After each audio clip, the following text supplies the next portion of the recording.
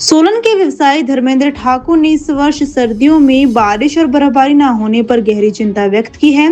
उनका कहना है कि इस बार मौसम का मिजाज पूरी तरह बदल गया है। पहले जहां सर्दियों के मौसम में लगातार बारिश और ऊंचे इलाकों में बर्फबारी होती थी, वहीं इस बार ठंड लगभग गायब रही और समय से पहले ही गर्मी का असर दिखाई देने लगा है। उन्होंने कहा कि मौसम के इस बदलाव का असर खेती किसानी पर पड़ रहा है, जिससे किसान काफी परेशान और निराश नजर आ रहे हैं। धर्मेंद्र ठाकुर ने बताया कि पानी की कमी के कारण टमाटर, मटर, प्याज, लहसुन और गेहूं जैसी प्रमुख फसलें प्रभावित हो रही हैं और कई फसलें समाप्ति के कगार पर पहुंच गई है।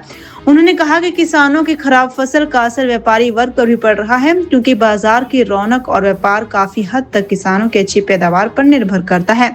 ठाकुर का मानना है कि स्थिति के लिए केवल ग्लोबल वार्मिंग को जिम्मेदार ठहराना सही नहीं है, बल्कि विकास के नाम पर हो रहा अंधाधुंध पेड़ों का कटान और पहाड़ों व नदियों में अवैज्ञानिक खनन भी इसके बड़े कारण है।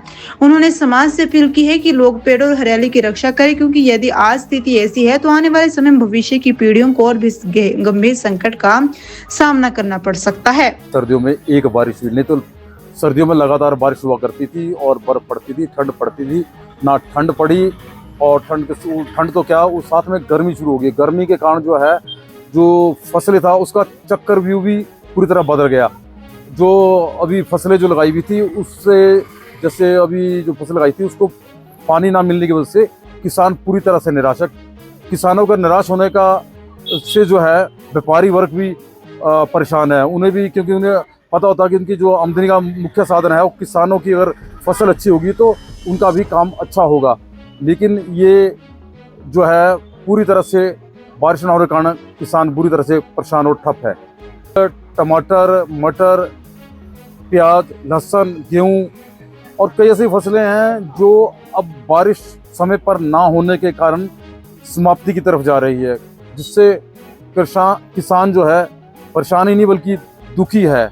और ये जो बारिश ना होना जो है समय पर, ये सब लोग दोष सीधा बोल देते हैं कि भगवान के कारण ऐसा हो रहा है, लेकिन और वैज्ञानिक बोल देते हैं कि ग्लोबल वार्मिंग है, यानी जलवायु परिवर्तन है।